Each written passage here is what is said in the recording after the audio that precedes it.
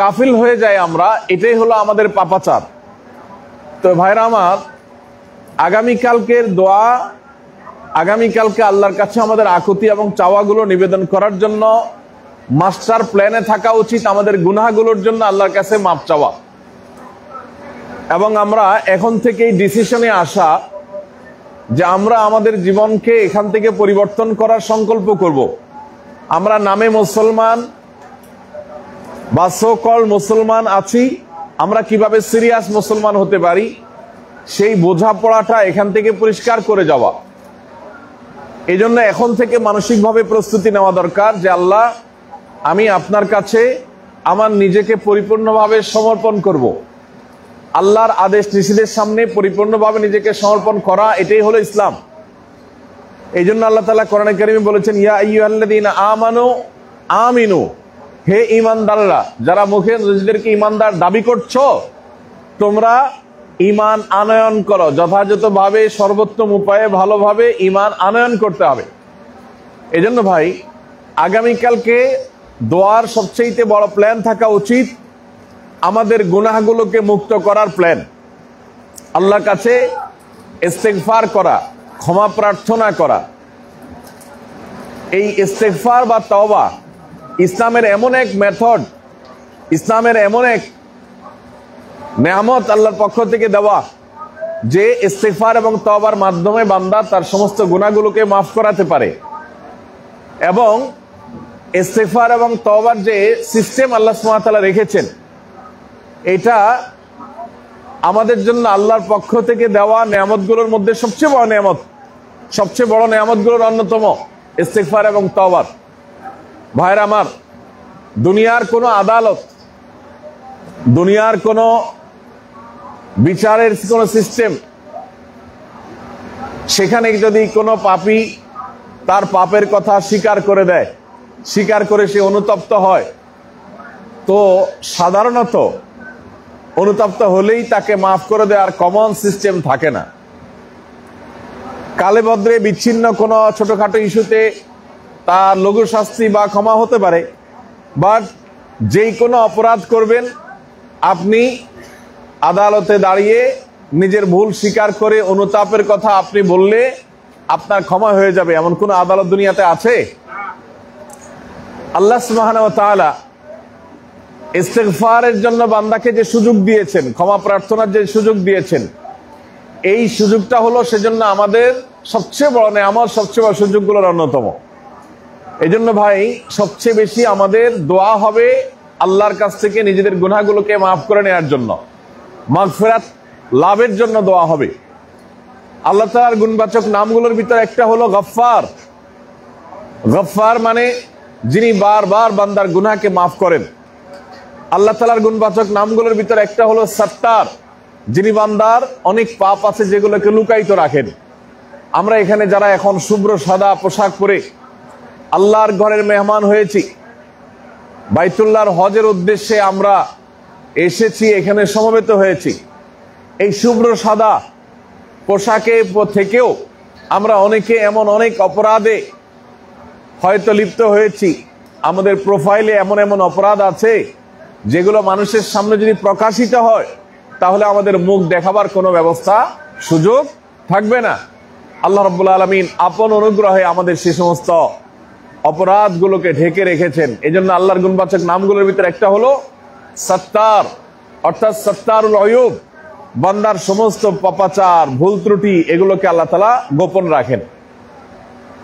তো ভাইরা আমার, আল্লাহ তাআলার কাছে চোখের পানি ফেলে আমরা দোয়ার পরিকল্পনা করব, আল্লাহ যেন আমাদেরকে নিষ্পাপত্ব এনে দেন, আল্লাহ যেন আমাদেরকে মাগফিরাত নসিব করেন, সমস্ত গুনাহগুলো যেন মাফ করে দেন। নবী করিম সাল্লাল্লাহু আলাইহি ওয়াসাল্লামের একটি দোয়া আছে, একটি হাদিস আছে, তিনি বলেছেন, কোন বান্দা যখন ফিরে আসে ভুল পথ থেকে, সে যখন তার জীবনকে পরিবর্তন করে, তো আল্লাহ রাব্বুল আলামিন এত সন্তুষ্ট হন, এত খুশি হন তার উপরে, যে অন্য কোন কাজে আল্লাহ তাআলা এত খুশি হন না। নবী করিম সাল্লাল্লাহু আলাইহি ওয়াসাল্লাম বলেছেন, কোন মানুষ মরুভূমিতে সে তার বাহন সাথে নিয়ে যাচ্ছে, সাথে সফরের পাথেও আছে, বাহনের পিঠে তার দানা পানি খাবার যেগুলো সফরে মাসকে মাস সফর করতে আগের যুগে লাগতো, সেরকম পাথেয় বাহনের পিঠে, ঘোড়া বা ওটের পিঠে আছে। সে কোনো মরুভূমির মাঝে গাছের মধ্যে গাছের সাথে তার বাহন বেঁধে সে একটু আরাম করেছে, রেস্ট করেছে, ঘুমিয়েছে। ঘুম থেকে উঠে দেখে তার বাহন নাই। এই যে বাহন নাই, বাহন তো নাই, সাথে দানা পানি খাবার কিছুই নেই। এবং চতুর্পাশে খোঁজাখুঁজি করে দেখা গেল যে চারপাশে দুধ মরুভূমি ছাড়ার কিছুই নাই, কোথাও বাহনের কোনো আলামতও নাই। অপেক্ষা করতে করতে দিন যায়, রাত আসে, রাত যায়, দিন আসে, এভাবে করতে করতে একটা পর্যায়ে তার বাহন আর পাওয়ার কোনো আশা বিন্দুমাত্র সে রাখলো না, ছেড়ে দিয়েছে। এই লোকটা এরকম নিরুপায় অবস্থায় নিরাশ হওয়ার পরও সে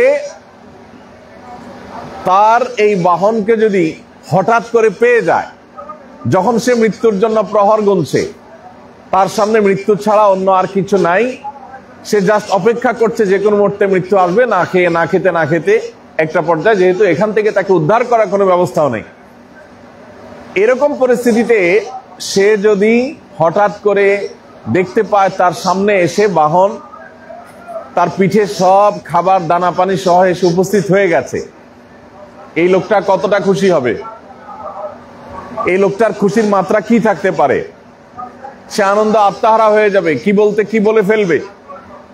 নবী করিম সাল্লাল্লাহু আলাইহি সাল্লাম বলেছেন যে কোনো মানুষ যখন ভুল পথ থেকে, গুনাহের পথ থেকে, পাপাচারের পথ থেকে সরে এসে যখন তওবার পথে চলে আসে, যখন আল্লাহর আনুগত্যের পথে ফিরে আসে, আল্লাহ রাব্বুল আলামিন এরকম নিরাশ ব্যক্তি যখন তার আশার আলো দেখতে পায়, বাঁচার উপায় সে খুঁজে পায়, সে যতটা খুশি হয়, বান্দা যখন তার ডিসিশন নেয় যে আমি আল্লাহর অবাধ্যতার পথ ছেড়ে আল্লাহর বাধ্যতার পথে আসবো, আল্লাহ তার চেয়ে বেশি খুশি হন। এই জন্য ভাই, আগামীকালকে দোয়ার মধ্যে আমাদের সবচেয়ে বড় প্ল্যান হবে যে আমরা সত্যিকারের মুসলমান হওয়ার সিদ্ধান্ত গ্রহণ করবো ইনশাআল্লাহ। সত্যিকারের মুসলমান মানে ইন্না সালাতি ওয়া নুসুকি ওয়া মাহইয়ায়া ওয়া মামাতি লিল্লাহি রাব্বিল আলামিন। আমার সালাত, আমার হজ, কোরবানি, আমার জীবন, আমার মরণ, আমার সবকিছু, আমার আয় উপার্জন, ব্যয়, সবকিছু আল্লাহর উদ্দেশ্যে নিবেদন হবে। নবী করিম সাল্লাল্লাহু আলাইহি সাল্লাম বলেছেন, মান আহাব্বা লিল্লাহ ওয়া আবগাদা লিল্লাহ, যে ব্যক্তি আল্লাহর জন্য কাউকে ভালোবাসবে, আল্লাহর জন্য কাউকে অপছন্দ করবে, ওয়া আ'তা লিল্লাহ, আল্লাহর জন্য কাউকে কিছু দিবে, ওয়া মানা'a লিল্লাহ, এবং আল্লাহর জন্য কাউকে দেওয়া থেকে বিরত থাকবে। অর্থাৎ সে কাউকে কিছু দিলেও আল্লাহকে খুশি করার জন্য দিবে, আবার কাউকে না দিলেও সেটা আল্লাহকে খুশি করার জন্যই দিবে না।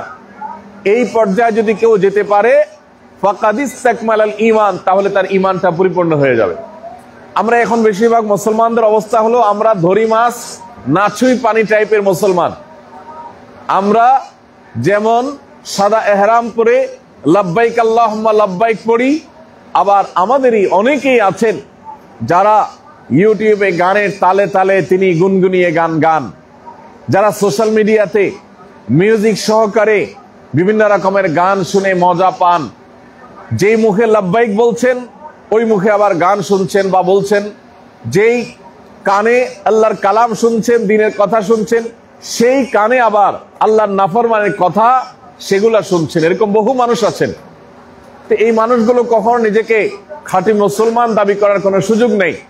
ভাইরা আমার, আমরা চাইলেও আসলে নিজেকে পরিপূর্ণ শুদ্ধতার পথে হয়তো আনা কঠিন। এই জন্য আল্লাহর কাছে সমর্পণ করার এক বিরাট সুযোগ আমরা পাচ্ছি আগামীকালকে।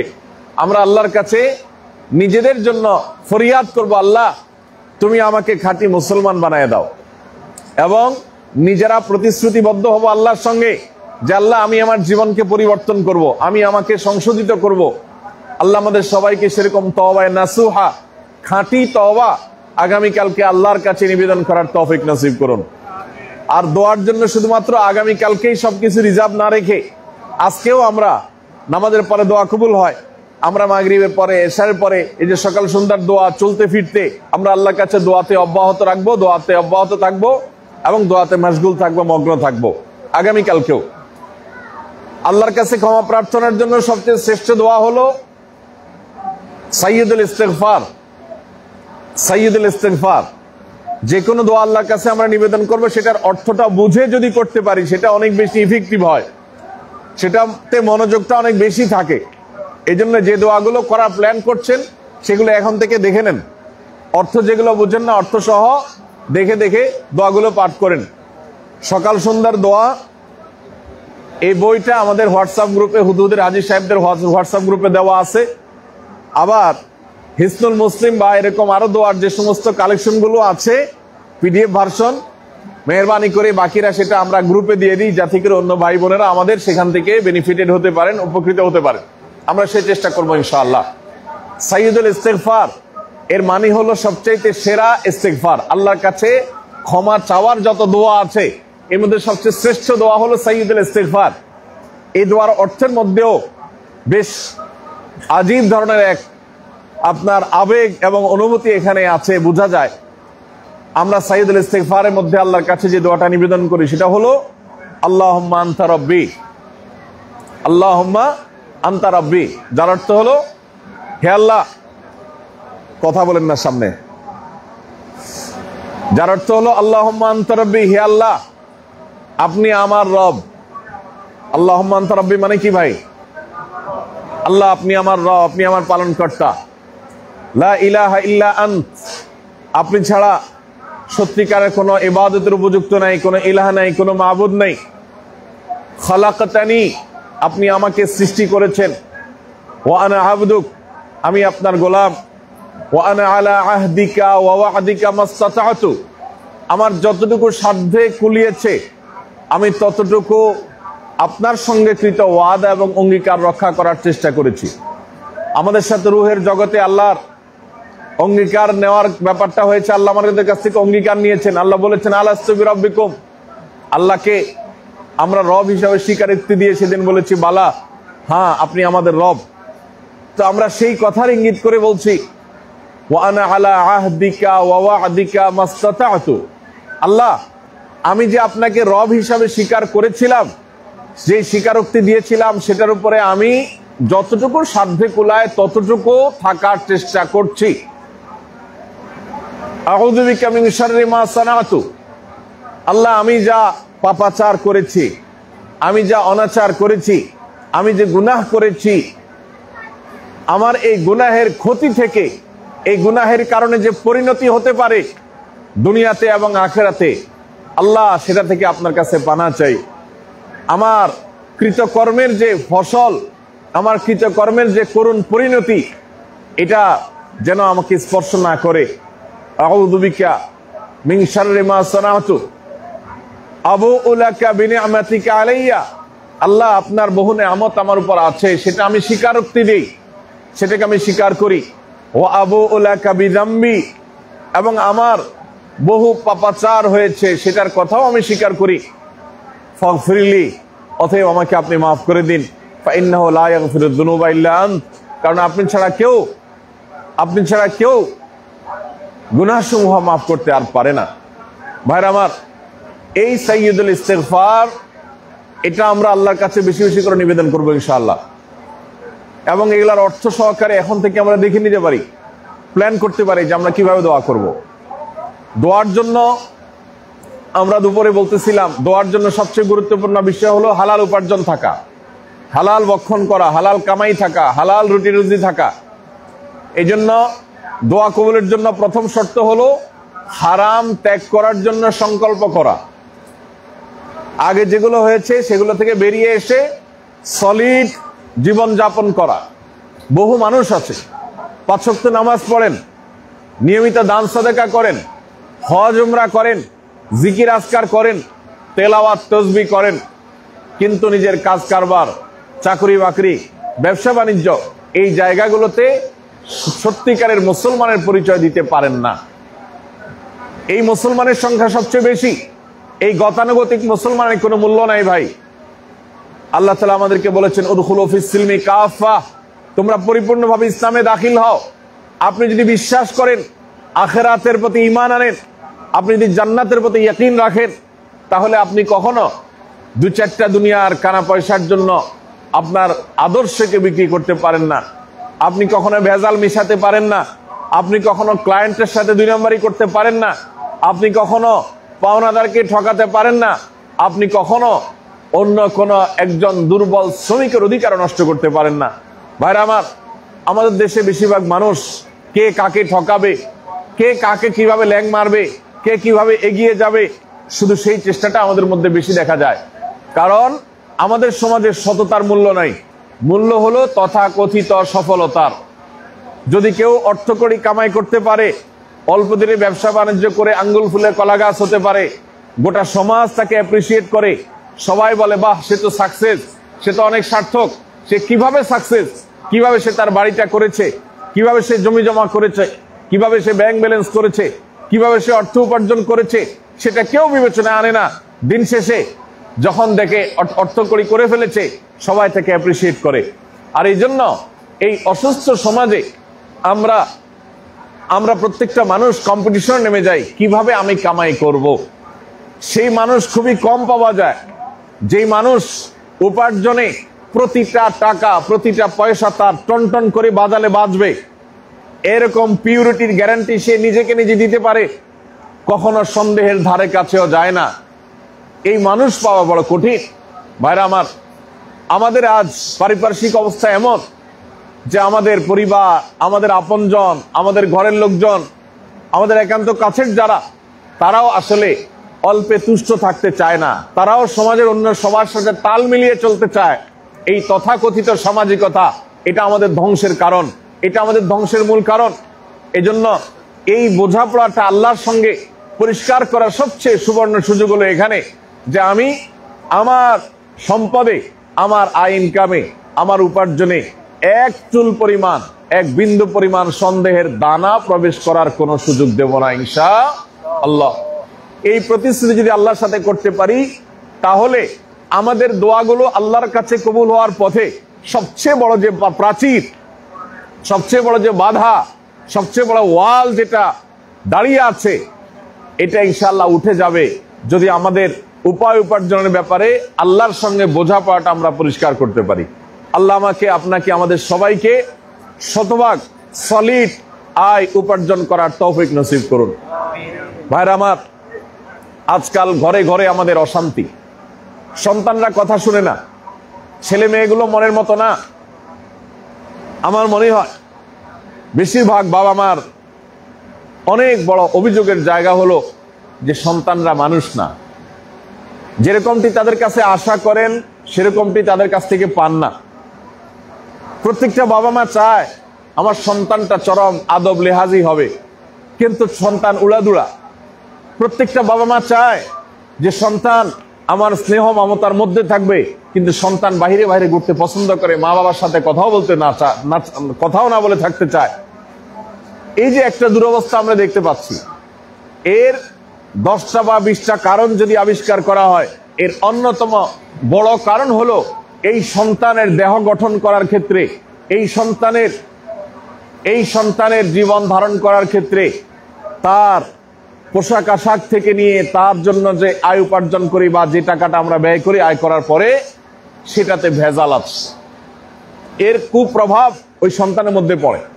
ছোট ছোট বাচ্চা কাচ্চা এখন যে পরিমাণ দুষ্টমি করে, যে পরিমাণ বেয়ারাগিরি করে, যে পরিমাণ বেয়াদবি করে, আমরা আমাদের শৈশবে সেগুলো চিন্তাও করি নাই। প্রত্যেকটা ঘরে ঘরে আজকে এই সমস্যা। এই সমস্যার অন্যতম প্রধান কারণ হলো আমাদের উপার্জন। ভাইরা আমার, আমাদের বাবা মারা, আমাদের মুরব্বীরা, আমাদের প্যারেন্টস এবং অভিভাবকেরা আমাদেরকে যতটা সলিড খাবার খাওয়াতে পেরেছেন, তারা আমাদেরকে যতটা সলিড নির্ভেজাল উপার্জন উপহার দিতে পেরেছেন, আমরা আমাদের সন্তানদেরকে ততটা নির্ভেজাল উপার্জন উপহার দিতে পারি নাই। এটা হলো আমাদের সন্তানদের বিপদগামিতার অন্যতম একটা কারণ। মনে রাখবেন, হারামে আরাম নাই, এটা কথার কথা না, এটাই চূড়ান্ত কথা, এটাই কোরআন হাদিসের নির্দেশ যে হারামে আরাম নাই। আপনি রাস্তা দুইটার যে কোনো একটা বাছাই করে নেবেন। আপনি হয় অর্থ বৃত্ত বৈভব চাইবেন, আর না হলে আল্লাহকে চাইবেন। কোনটা চাইবেন এটা আপনাকে ক্লিয়ার করতে হবে।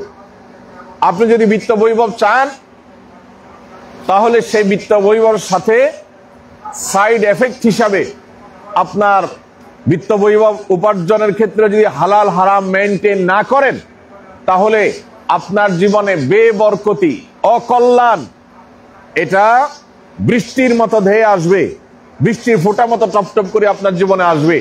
এজন্য ভাই, আল্লাহ রাব্বুল আলামিন শান্তি রেখেছেন অনেক প্রাচুর্যের মধ্যে নয়, শান্তি রেখেছেন আল্লাহর আনুগত্যের মধ্যে, আল্লাহর গোলামের মধ্যে।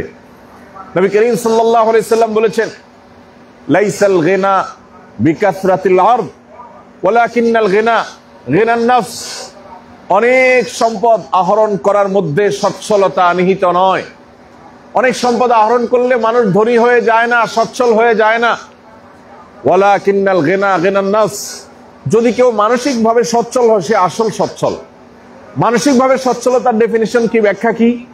মানসিকভাবে সচ্ছল সেই ব্যক্তি, যে ব্যক্তি আলু ভর্তা ডাল দিয়ে ভাত খেয়ে পরিতৃপ্তির হাসি এবং পরিতৃপ্তির ঢেকুর তুলে সে আল্লাহকে শুকরিয়া জানায়, আলহামদুলিল্লাহ অনেক ভালো মতো খাইলাম, আমার কোনো চাওয়া নাই, আমার কোনো দুঃখ নাই, আল্লাহকে সে শুকরিয়া জানায়। তার কোনো খাই খাই ভাব নাই। আজকে ঘরে ঘরে খাই খাই ভাব, প্রত্যেকটা ঘরে ঘরে মানুষের আরো চাই, মানুষ আরো খাইতে চায়। আমি আবারও বলি, আমাদের পূর্বপুরুষরা, আমাদের বাপ মা, আমাদের প্যারেন্টসরা, তারা এত সম্পদের মালিক ছিলেন না, তাদের মধ্যে এত খাই খাই ভাব ছিল না। তারা আমাদের চাইতে মানসিকভাবে সুখে ছিলেন, আমরা মানসিকভাবে সুখে নাই। এই জন্য ভাইরা আমার, এই ডিসিশনটা সবকিছুর আগে নিতে হবে যে আমি হারাম এবং অন্যায় অবৈধ উপার্জন থেকে সরে আসবো ইনশাআল্লাহ। চেষ্টা করা যাবে না ইনশাআল্লাহ? অনেক ভাইরা আছেন যারা পাঁচ ওয়াক্ত নামাজের মধ্যে গাফিলতি আছে। সিরিয়াসনেসের সাথে আল্লাহর সাথে ওয়াদা করতে হবে, আল্লাহ মিনার ময়দান থেকে আমার জীবনের ট্র্যাক পরিবর্তন করার সিদ্ধান্ত নিলাম, তুমি আমাকে হেল্প করো, তুমি আমাকে সাহায্য করো, আমি যেন এই ট্র্যাকে টিকে থাকতে পারি। আমি জাহান্নামের পথ থেকে জান্নাতের পথে আসতে চাই। আমার জীবন যাবে, এক ওয়াক্ত নামাজ যেতে পারে না, আমার জীবন যেতে পারে, আমার ব্যবসা লাঠে উঠতে পারে, বাট আমি তোমাকে নারাজ করব না, আমি হারাম উপার্জন করব না, হারামের দিকে যাব না। এই বিষয়টা আমাকে সিদ্ধান্তে নিতে আসতে হবে। এবং এই সিদ্ধান্তে অটল থাকার জন্য আবার ফ্যামিলির সাথে ডিসকাস করতে হবে, তাদেরকে কনভিন্স করতে হবে, তাদের কাউন্সিলিং করতে হবে, তাদের বোঝাতে হবে। এই জিনিসটা আমরা এখান থেকে প্ল্যান প্রোগ্রাম করে ফেলবো। আল্লাহ আমাদের সবাইকে সেই তৌফিক দান করুন। ভাইরা আমার, আল্লাহ রাব্বুল আলামিনের নিয়ামতগুলোর মধ্যে থেকে অন্যতম একটা নিয়ামত হলো মুত্তাকি হতে পারা, তাকওয়া অন্তরে ধারণ করে। এটা সহজ বিষয় নয়, এটা চারটিখানি বিষয় নয়। আল্লাহ রাব্বুল আলামিন যদি কাউকে অনুগ্রহ না করেন, সে তাকওয়া পায় না ভাই। সম্পদ আল্লাহ তাআলা কাফেরকেও প্রচুর পরিমাণে দেন। আপনারা দু চোখ মেললে তাকায় দেখবেন, আল্লাহর যারা অবাধ্য তারা দুনিয়াতে অনেক বেশি প্রাচুর্যের মালিক, তারা অনেক বেশি সহায় সম্পদের মালিক। তাদেরকে দেখবেন যে তারা পৃথিবীতে বাহ্যিক দৃষ্টিকোণ থেকে উপার্জন অনেক বেশি তাদের, এবং সুখের উপকরণগুলো তাদেরকে অনেক লাক্সারিয়াস লাইফ আল্লাহ দিয়ে রেখেছেন। এটাই বেশিরভাগ চিত্র। নবী করিম সাল্লাল্লাহু আলাইহি সাল্লাম বলেছেন, লাউ কানাতিদ দুনিয়া, এই দুনিয়ার মধ্যে যা কিছু আছে এটা যদি আল্লাহর কাছে থাকতো, এর মূল্য যদি আল্লাহর কাছে হতো একটা মাছির ডানার সমপরিমাণ, তাহলে আল্লাহ তাআলা পৃথিবীতে কোনো আল্লাহর অবাধ্য কাফেরকে এক ঢোক পানীয় পান করতে দিতেন না। দুনিয়ার যদি ভ্যালু থাকতো আল্লাহর কাছে, সারা পৃথিবী এটার মূল্য যদি একটা মাছির ডানার মূল্যবানও যদি হতো আল্লাহর কাছে, তাহলে একজন কাফেরকে এক ঢোক পানি আল্লাহ পান করতে দিতেন না। এখান থেকে বোঝা যায় দুনিয়া আল্লাহ আপনাকে কত দিয়ে দিলেন, দু চারটা বাড়ির মালিক হলেন, প্রচুর ব্যাংক ব্যালেন্স হয়ে গেল, প্রচুর গাড়ি বাড়ি হয়ে গেল, এটা কোনো ইস্যু না ভাই। আসল ইস্যু হলো আল্লাহ যদি আপনাকে তাকওয়া দেন, আমাদেরকে তাকওয়া দেন। ভাইরা আমার, আমি আপনাদের কাছে দোয়া চাই, আমার জন্য দোয়া করবেন, আল্লাহ যেন আমাকে তাকওয়া দেন, আমাকে আমার পরিবারকে যেন মুত্তাকিদের ইমাম বানান। একই দোয়া আপনারা নিজেদের জন্য করবেন, আমি আপনাদের জন্য দোয়া করব। আল্লাহর কাছে সবচেয়ে বেশি এই চাওয়াটা হওয়া উচিত। ভাইরা আমার, আমাদের তাকওয়া আমাদেরকে দুনিয়াতে সুখী করবে, আসল শান্তি এনে দিবে, পরিবারটা জান্নাতে পরিণত হবে। আর না হলে শত শত হাজার হাজার লক্ষ লক্ষ কোটি কোটি টাকা কামাই করবেন, কিন্তু ঘরে শান্তি পাবেন না। ছেলের কেবলা একদিকে হবে, মেয়ের কেবলা আরেক দিকে হবে, সবাই এক বাসার ছাদের তলের থেকেও মানসিক প্রশান্তি থাকবে না, কারোর সাথে বোঝাপড়া থাকবে না। ভাইরা আমার, এই বাস্তবতা আমরা কে না জানি। আমরা আমাদের বাবা মার সাথে আমাদের বন্ডিংসটা যত ভালো ছিল, আমাদের বাবা মাকে আমরা যতটা ফিল করি, আমাদের সন্তানরা আজ আমাদের অতটা ফিল করে না। আমাদের বাবা মা আমাদেরকে এত ভালো খাওয়াইতে পারে নাই, আমাদের সন্তানদেরকে আমরা এখন যত ভালো খাওয়াইতে পারছি। আমাদের বাবা মা আমাদেরকে এতগুলো খেলনা কিনে দিতে পারে নাই, এখন আমাদের বাচ্চাদেরকে যেটা দিতে পারছি। দেওয়ার বেলায় এত দিচ্ছি কিন্তু ফিডব্যাকটা এত কম পাচ্ছি, কারণটা কি? আমরা তো এত পাই নাই কিন্তু ফিডব্যাক তার চেয়ে বেশি দিচ্ছি, কারণটা কি? ভাইয়ের আমার, আল্লাহর কসম করে বলতে পারি, এর 10টা কারণের ভিতরে একটা কারণ হলো যে আমাদের উপার্জনের ভিতরে আজ ভেজাল ঢুকে গেছে। ওর শরীরের মধ্যে আমি বিষ দিয়েছি, ওর শরীরের মধ্যে, দেহর মধ্যে আমি হারাম ঢুকিয়েছি। ওকে আমি যা দিয়েছি তা ভেজালে ভরা, সেটা ছল ছাতুরিতে ভরা। কাস্টমারের সাথে ছল ছাতুরি করেছি, ক্লায়েন্টের সাথে ছল ছাতুরি করেছি, একটা মিস্ত্রি এনেছি বাসায়, তার সাথেও ধানায় পানায় করার চেষ্টা করেছি। যেখান থেকে যারে যদ্দূর পারছি ঠকায়া অর্থ উপার্জন করে আমি উপরে ওঠার চেষ্টা করেছি। এই অসুস্থ প্রতিযোগিতা আমাদেরকে ধ্বংস করে দিয়েছে। আমাদের স্পিরিচুয়াল পাওয়ার, আমাদের আধ্যাত্মিক শক্তি, আমাদের আসল সম্পদকে হরণ করে নিয়ে গেছে। এই জন্য আল্লাহর কাছে সবচেয়ে বড় চাওয়া হবে, আল্লাহ আপনি আমাদেরকে তাকওয়া দান করেন। একটা দোয়া নবী সাল্লাল্লাহু আলাইহি ওয়াসাল্লাম আল্লাহর কাছে করতেন, আল্লাহুম্মা আতি নাফসি তাকওয়াহা, আল্লাহুম্মা আতি নাফসি তাকওয়াহা। আল্লাহ আমাকে আপনি তাকওয়া দেন, আমার অন্তরটাকে, আমার কলবটাকে, আমার মনটাকে তাকওয়া দিয়ে পরিপূর্ণ করে দেন। ওয়াজাক্কিহা ওয়া আনতা খায়রু মান যাক্কাহা, আর আমাকে আপনি পবিত্র করে দেন। আল্লাহ আমাকে পরিচ্ছন্ন করে দেন, কারণ আমাকে পবিত্র করা এটা আপনি ছাড়া আর কেউ পারবে না। আপনি সবচেয়ে উত্তম পবিত্রকারী। আমার অন্তরটাকে পরিচ্ছন্ন করে দেন, দুনিয়ার মোহরটা ধুয়ে বসে সাফ করে দেন। পরিবারের জন্য দোয়া করবেন, রব্বানা হাব লানা মিন আজওয়াজিনা ওয়া যুররিয়াতিনা কুররাতা আয়ুন।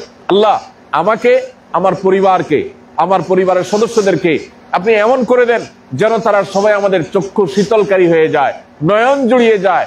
ছেলেটা আমার নয়ন জুড়ায় দেয়, মেয়েটা আমার নয়ন জুড়ায় দেয়, স্ত্রী আমার নয়ন জুড়ায় দেয়, স্বামী আমার নয়ন জুড়ায় দেয়, আমার পরিবারের সদস্যরা আমার অন্তরকে শীতল করে দেয়, এরকম বানায় দেন। এবং ওয়াজআলনা লিল মুত্তাকিনা ইমামা, আমাদের পরিবারের সদস্যদের সবাইকে আপনি শুধু মুত্তাকি না, মুত্তাকিদের লিডারে পরিণত করে দেন, মুত্তাকিদের ইমাম বানিয়ে দেন। ভাইরা আমার, এই যে দোয়া, এই দোয়ার মধ্যে দেখেন আল্লাহ তাআলা কত দারুণ দোয়া আমাদেরকে শিখিয়েছেন। পরিবারের সদস্যদেরকে বলা হচ্ছে আমরা যেন তাদেরকে চক্ষু শীতলকারী হওয়ার দোয়া করি। চক্ষু শীতলকারী মানে কি?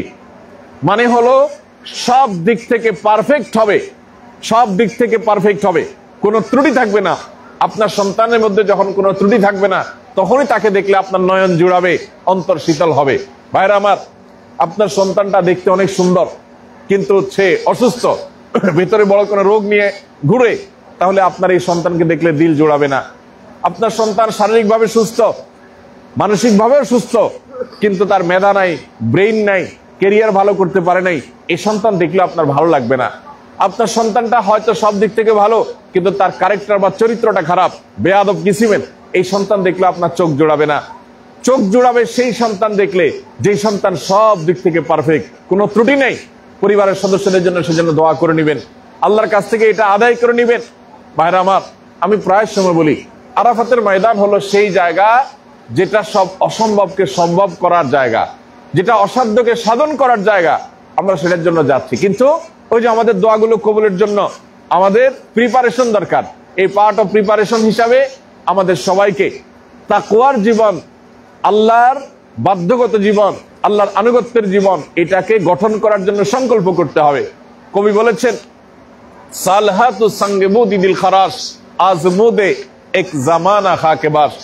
বহুকাল তো ভাই পাথর হয়েছিলেন, টাকা টাকা টাকা, ব্যবসা ব্যবসা ব্যবসা, চাকরি চাকরি, চেয়ার, এগুলা করিতে বহুকাল কাটিয়েছেন। আজমুদে এক জামানা খাকে বাস, পরীক্ষা করে হলেও কিছুকাল একটু মাটি হয়ে দেখেন, আল্লাহর গোলাম হয়ে দেখেন, দেখবেন দুই জীবনের ভিতরে আসমান এবং জমিনের চেয়ে বেশি তফাৎ এবং পার্থক্য। এজন্য ভাই আল্লাহর কাছ থেকে তাকওয়াটা চেয়ে নিতে হবে, মুত্তাকি হওয়ার জন্য সংকল্প করতে হবে। ইসলামটা শুধুমাত্র হজ করলাম, হাজী সাহেব হয়ে গেলাম, এর নাম ইসলাম না। ইসলামটা হলো পরিপূর্ণভাবে আল্লাহর গোলামি করার নাম।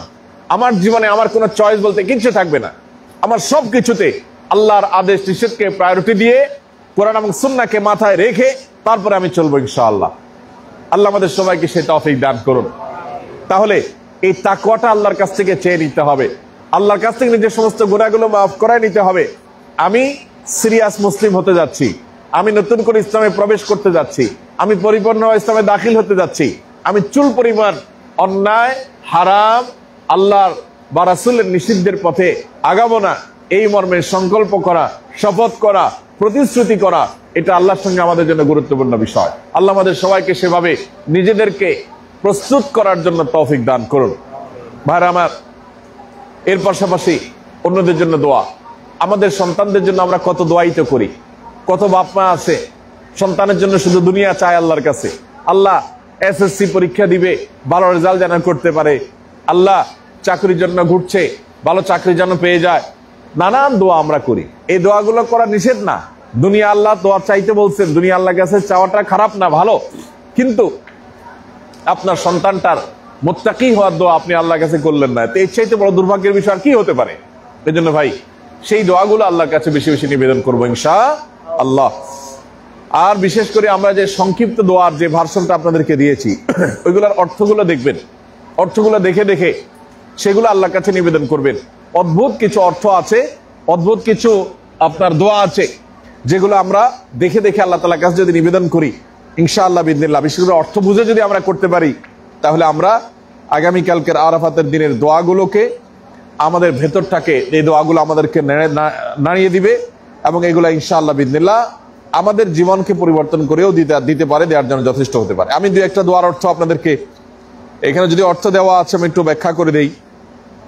যেমন একটা দোয়া আছে, আল্লাহুম্মা ইন্নী আসআলুকা ঈমানান লা ইয়ারতাদ। আল্লাহ আপনার কাছে এমন ঈমান চাই যে ঈমান কখনো নষ্ট হয়ে যাবে না, যে ঈমান কখনো পরিবর্তন হবে না, ধ্বংস হবে না। আমরা জানি আমরা আখিরি জামানায় আছি। নবী করিম সাল্লাল্লাহু আলাইহি সাল্লাম বলেছেন, এমন একটা সময় আসবে যখন হাতে জ্বলন্ত কয়লা রাখা এটা যতটা কঠিন হবে, শুধু ঈমানটাকে ধরে রাখা এর চেয়ে বেশি কঠিন হবে। ইউসবিহুর রাজুলু মুমিনান ওয়া ইউমসি কাফিরা। একটা মানুষ সকালে ঈমানদার থাকবে, সন্ধ্যায় সে বেঈমান হয়ে যাবে। এমন এমন ফিতনা, এমন এমন ধোঁয়াশা সোশ্যাল মিডিয়াতে বিভিন্নভাবে আপনি দেখবেন, নাস্তিক্যবাদের যে জোয়ার চলছে, এই জোয়ার আমাদের তরুণ প্রজন্মকে শেষ করে দিচ্ছে। শিক্ষার নামে পাঠ্যপুস্তকে, শিক্ষা কারিকুলামে এমন ভাবে ডিজাইন প্ল্যান দেওয়া হচ্ছে বিদেশিদের পরামর্শক্রমে, যেগুলো স্বাভাবিকভাবে পড়ে গেলে, শুধু নর্মালি গ্রাজুয়েশনটা কমপ্লিট করে গেলে আমাদের সন্তানরা হাফ নাস্তিক অটোমেটিক বাই ডিফল্ট হয়ে যাবে। তো এরকম জটিল সময়গুলোতে ঈমান ধরে রাখা কঠিন। এই জন্য নবী সাল্লাল্লাহু আলাইহি ওয়াসাল্লাম আল্লাহর কাছে দোয়া করতেন, আল্লাহুম্মা ইন্নী আসআলুকা ঈমানান লা ইয়ারতাদ। হে আল্লাহ, আপনার কাছে এমন ঈমান চাই যে ঈমান কখনো হারিয়ে যাবে না, পরিবর্তন হয়ে যাবে না। ওয়া নাঈমান লা ইয়ানফাদ। এবং এমন নিয়ামত চাই যে নিয়ামত শেষ হয়ে যাবে না। নিয়ামত পাইলাম, কদিন পরে আর নাই, আমি আবার ফকির হয়ে গেলাম, এটা যেন না হয়। নিয়ামত যেন আমার থাকে। মুত্তাকি হইলাম, আবার অন্তরের অবস্থাটা হারায় ফেললাম কদিন পরে, এটা যেন না হয়। ওয়া মুরাফাকাতা নবিয়িকা মুহাম্মদ সাল্লাল্লাহু আলাইহি ওয়াসাল্লাম ফি আলা জান্নাতিল খুলদ। শুধু জান্নাতি চাই না, জান্নাতে তোমার নবীর সঙ্গ এবং সংস্রব চাই সাল্লাল্লাহু আলাইহি ওয়াসাল্লাম। এরপরে আমরা দোয়া দেখি, আরেকটা দোয়া, ছোট্ট দোয়া, আল্লাহুম্মা আহসিন আকিবাতানা ফিল উমুরি কুল্লিহা। আল্লাহ, সকল কাজের শেষ পরিণতিটা যেন আমাদের ভালো হয়। যে কোনো কাজ করব, এই কাজের ফিনিশিং এসে আমার যেন কল্যাণকর হয়। ফিনিশিংটা অনেক ভালো শুরুতে হলো, শেষমেশ ভালো হলো না, এটা যেন না হয়। ওয়া আজিরনা মিন খিজিদ দুনিয়া ওয়া আযাবিল আখিরাহ।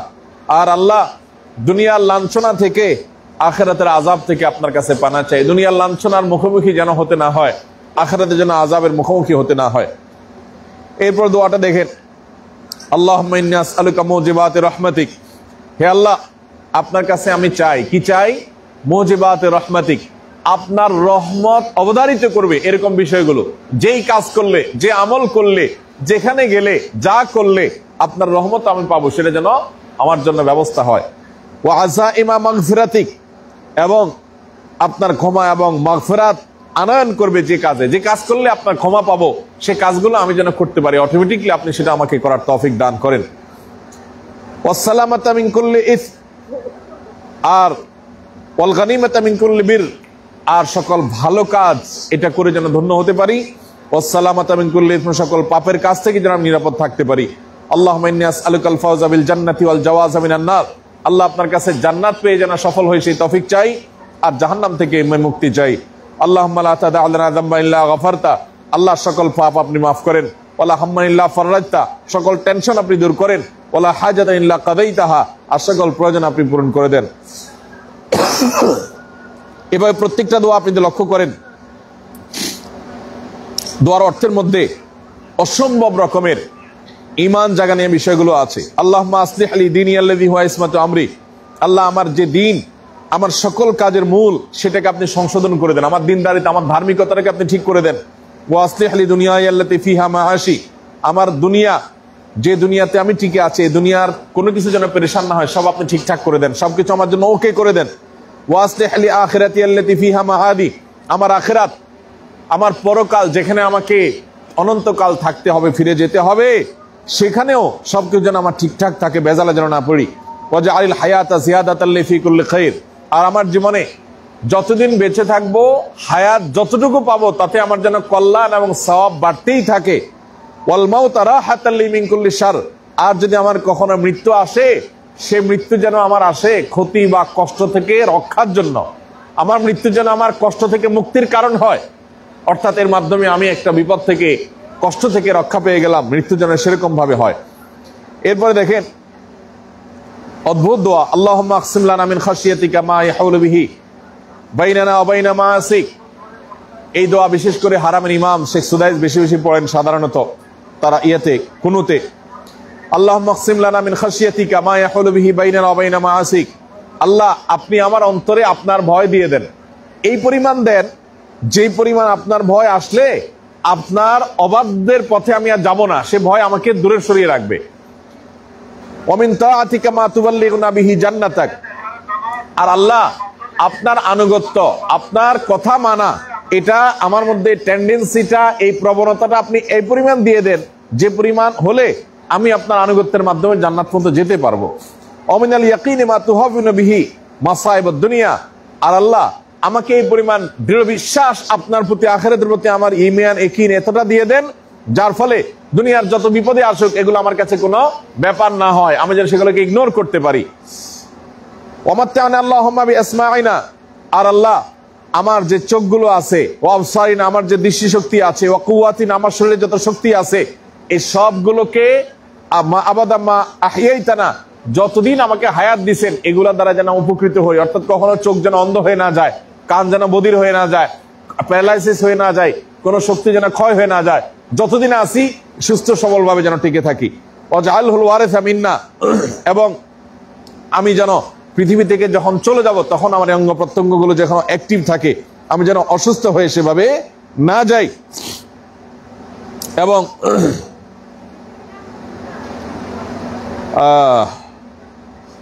ওয়ানসুরনা আলা মান আদানা, যারা আমাদের সাথে শত্রুতা করে তাদের বিরুদ্ধে আপনি আমাদের সাহায্য করেন। ওয়ালা তাজআল মুসিবাতানা ফি দীনিনা, আল্লাহ আমাদের দিনদারিতা নিয়ে যেন কোনো মুসিবতে না পড়ি। দেখেন আজকে বার্মার মুসলমানদের কথা আমরা যদি চিন্তা করি, ঈমান রাখা তাদের জন্য সহজ না কঠিন ভাই? কি বলেন? তাদের জেনারেশন বাচ্চা কাচ্চার জন্য ঈমান রাখাটা সহজ না কঠিন? আমরা যদি চায়নার উইগুর মুসলমানদের কথা বলি, তাদের জন্য ঈমান রক্ষা করা সহজ না কঠিন? এই জন্য আল্লাহর কাছে দোয়া করা হচ্ছে, ওয়ালা তাজআল মুসিবাতানা ফি দীনিনা, আল্লাহ দুনিয়ার মুসিবত বিপদ তো আসে অনেক সময়, আমাদের ধর্মের উপরে, আমার দিনদারিতার, আমার ঈমানের উপরে যেন কখনো মুসিবত না আসে, যেন সেটা আমি হারায় না ফেলি। ওয়ালা তাজআলিদ দুনিয়া আকবারা হাম্মিনা ওয়ালা মাবলাগা ইলমিনা, দুনিয়ার খাই খাই চাই চাই এটা থেকে আমাকে মুক্তি দেন। খোলাসা কথা এটা, আল্লাহ দুনিয়ায় যেন আমার সবচেয়ে বড় হেডেক, সবচেয়ে বড় টেনশনের কারণ না হয়। ওয়ালা তুসাল্লিত আইনা মান লা ইয়ারহামুনা, এমন কাউকে আমাদের উপরে চাপায় দিবেন না যে আপনাকে ভয় করে না, যে আপনাকে ভয় করে না, আমাদের প্রতি রহম করবে না, এরকম কারোর জুলুমের শিকার যেন আমরা কখনো না হই। এরপরে সর্বশেষ যে দোয়াটা পড়তে চাই সেটা দেখেন, অদ্ভুত একটা দোয়া। একদম শেষেরটা, আল্লাহুম্মা ইন্নী আসআলুকা মিনাল খায়রি কুল্লি, আল্লাহ আপনার কাছে সব ভালো কিছু চাই, আজিলিহি ওয়া আজিলিহি, যেটা নগদে যেটা ভবিষ্যতে আসবে সব, মা আলিমতু মিনহু মা লা আলাম, আমি কিছু ভালো কাজের কথা জানি, আবার আমার অজান্তে বহু ভালো কাজ আছে যেগুলো আপনার কাছে আমি চাই। ওয়া আউযু বিকা মিনাশ শাররি কুল্লি, আল্লাহ যত ক্ষতি হতে পারে, আজিলিহি ওয়া আজিলিহি, নগদে হতে পারে ভবিষ্যতে হতে পারে, সব ধরনের ক্ষতি থেকে পানা চাই। মা আলিমতু মিনহু মা লা আলাম, যে ক্ষতির কথা আমি জানি আর যেগুলো আমার জানার বাইরে, সব ক্ষতি থেকে অনিষ্ট থেকে আপনার কাছে পানা চাই। আল্লাহুম্মা ইন্নী আসআলুকা মিন খায়রি মা সাআলাকা মিনহু আবদুকা ওয়া নাবিয়্যুক, আল্লাহ আপনার রাসূল আপনার কাছে জীবনে যা চাইছে আমি তার সব চাই, এক কথা সব চাওয়া হয়ে গেছে। ওয়া আউযু বিকা মিন শাররি মা আযা বিহি আবদুকা ওয়া নাবিয়্যুক, আপনার নবী আপনার কাছে যেগুলো থেকে পানা চাইছেন আমি সেগুলো থেকে পানা চাই, এক কথায় সবগুলোতে পানা চাওয়া হয়ে গেছে। আল্লাহুম্মা, এই অংশটা খুব বড় গুরুত্বপূর্ণ, দেখেন, আল্লাহুম্মা ইন্নী আসআলুকাল জান্নাতা ওয়া মা কাররাবা ইলাইহা মিন কাউলিন আও আমাল, আল্লাহ আপনার কাছে আমি জান্নাত চাই, আর যেই কথা যেই কাজ আমাকে জান্নাতের দিকে নিয়ে যাবে সেগুলোও আপনার কাছ থেকে তৌফিক চাই। ওয়া আউযু বিকা মিনান নার ওয়া মা কাররাবা ইলাইহা মিন কাউলিন আও আমাল, আল্লাহ আপনার কাছে আমি জাহান্নাম থেকে পানা চাই, আর যেই কথা যেই কাজ জাহান্নামের দিকে নিয়ে যাবে সেটা থেকেও পানা চাই।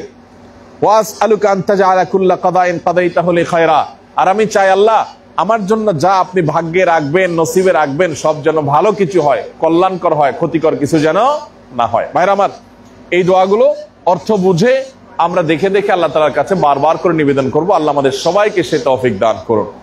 ভাইরা আমার, দোয়া কবুলের জন্য হালাল উপার্জনের কথা বলেছি, কায়মনে বাক্যে দোয়া, মনোযোগের সাথে দোয়া, এবং আল্লাহর কাছে কেঁদে কেঁদে দোয়া। আমরা অনেকে চোখের পানি আসে না ভাই, অনেক ভাই আছেন, অনেক বোন আছেন, আল্লাহর কাছে শেষ কবে কেঁদে দোয়া চেয়েছেন তিনি বলতে পারবেন না। এটা হলো দুর্ভাগ্যের সবচেয়ে বড় আলামত।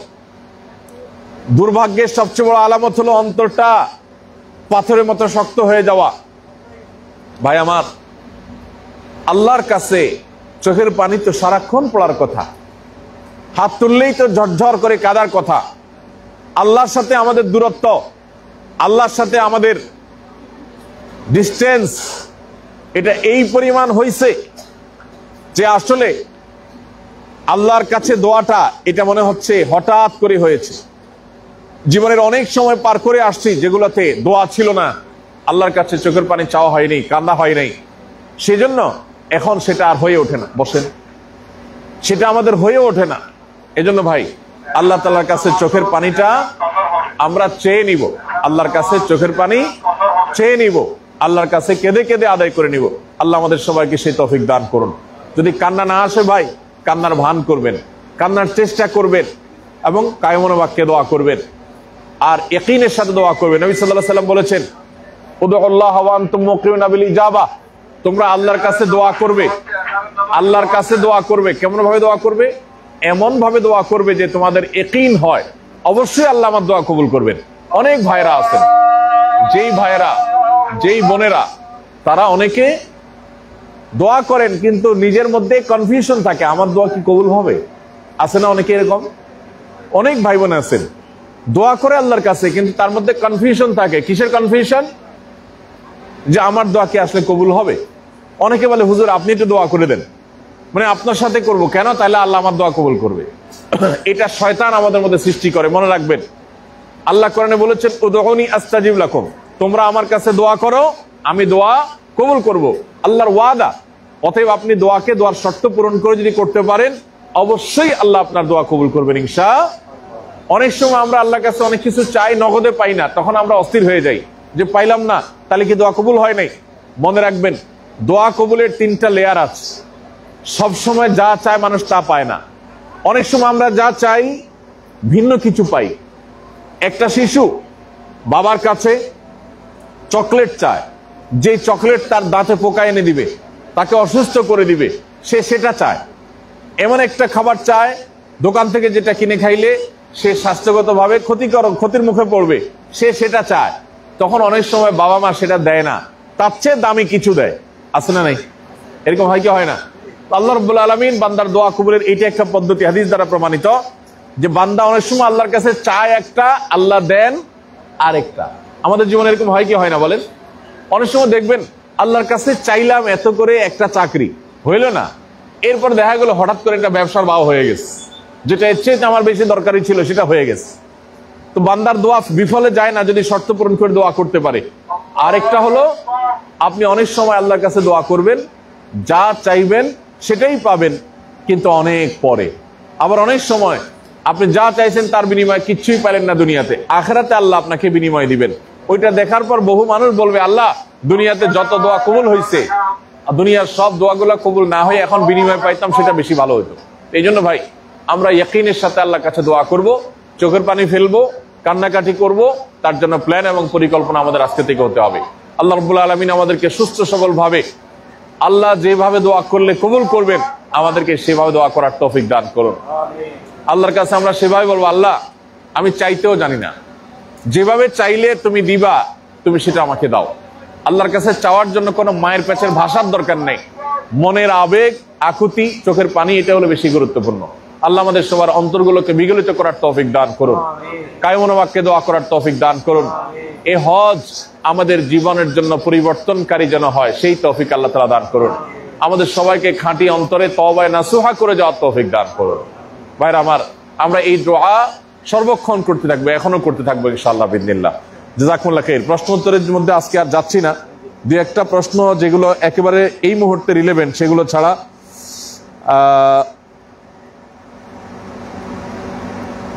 আমরা অন্য কোনো প্রশ্নে যাব না। এখানে একটা প্রশ্ন আসছে রিলেভেন্ট, সেটা হলো ইমাম কসর পড়েন আর মুক্তাদি মুকিম, যদি মুকিম পুরো 4 রাকাত নামাজ পড়তে চায় তাহলে পরবর্তী 2 রাকাত কিভাবে পড়বে? তার নিয়ম হলো, ইমাম সালাম ফিরাবে, মুক্তাদি সালাম ফিরাবে না। তিনি ইমামের 2 দিকে সালাম ফিরানো শেষ হলে দাঁড়িয়ে যাবেন, দাঁড়িয়ে আরেক রাকাত পড়বেন, সেখানে সূরা ফাতিহা পড়বেন, অন্য সূরা মিলাবেন। এরপর আরেক রাকাত পড়বেন, সেখানে সূরা ফাতিহা পড়বেন, না দুঃখিত, সূরা মিলাবেন না, শুধু সূরা ফাতিহা পড়বেন। সূরা ফাতিহা পড়বেন, সূরা মিলানো তো হয়ে গেছে প্রথম 2 রাকাতে, শেষের 2 রাকাতে দাঁড়াবেন, শুধু সূরা ফাতিহা পড়বেন। এরপর আরেক রাকাত পড়বেন, একইভাবে সূরা ফাতিহা পড়বেন। দ্বিতীয় রাকাতে বৈঠক করে সালাম দিয়ে দিবেন, বাস শেষ। এইভাবে, ভিন্ন কোনো নিয়ম নাই। এরপর একটা প্রশ্ন হলো, 10 জিলহজ মক্কায় ফিরে আমরা জুমা পড়বো কি না, জুমা পড়বো নাকি জোহর পড়বো? ভাইরা আমার, আমরা যারা হজে আসছি, আমরা মক্কায় যদি থাকি, সেখানে জুমার নামাজ হলে আমরা সেখানে শামিল হব। মক্কায় জুমা হলে সেটাতে আমরা শামিল হব। যদি কেউ মক্কায় জুমার নামাজ না পান, কোনো টেনশন নেই। হাজি মিনাতে, মুজদালিফাতে, আরাফাতে এই সময়গুলোতে অবস্থানকালীন সময়ে তার জন্য ঈদের নামাজ বা জুমা প্রযোজ্য হয় না। অনেকে আছেন ঈদের নামাজ নিয়ে পেরেশানিতে আছেন। হাজিদের জন্য, হজের যারা হজের আছেন তাদের জন্য ঈদের নামাজ নাই। বুঝে আসছে কথা? মিনাতে, মুজদালিফাতে যখন আমরা অবস্থান করি, যদি জুমার দিন পড়ে আমরা জোহর পড়বো, জুমা না। কথা কি বুঝাতে পারছি? অতএব আমরা জুমার দিন যদি মিনা, মুজদালিফায় অথবা পথে থাকি, তাহলে জুমা আমাদেরকে পড়তে হবে না, আমরা জোহর পড়বো। আর যদি মক্কায় পৌঁছে যান আগে আগে এবং পৌঁছে সেখানে জুমা পান, তাহলে আপনি জুমা পড়বেন। কথা কি বুঝাতে পারছি ভাই? জি। আর কোনো জরুরি প্রশ্ন আছে? এগুলো তার একেবারে আজকের জন্য রিলেভেন্ট কিছু না মনে হয়, এগুলো ইনশাল্লাহ পরে দিন। জি, আমরা ইনশাল্লাহ যাদের ওযু নাই ওযু করে আসি, ইনশাল্লাহ এশার নামাজ পড়ে তারপর আমরা আল্লাহ চাইতো আরাফাতের উদ্দেশ্যে বের হবো। আরাফাতে হয়তো আমাদের বাস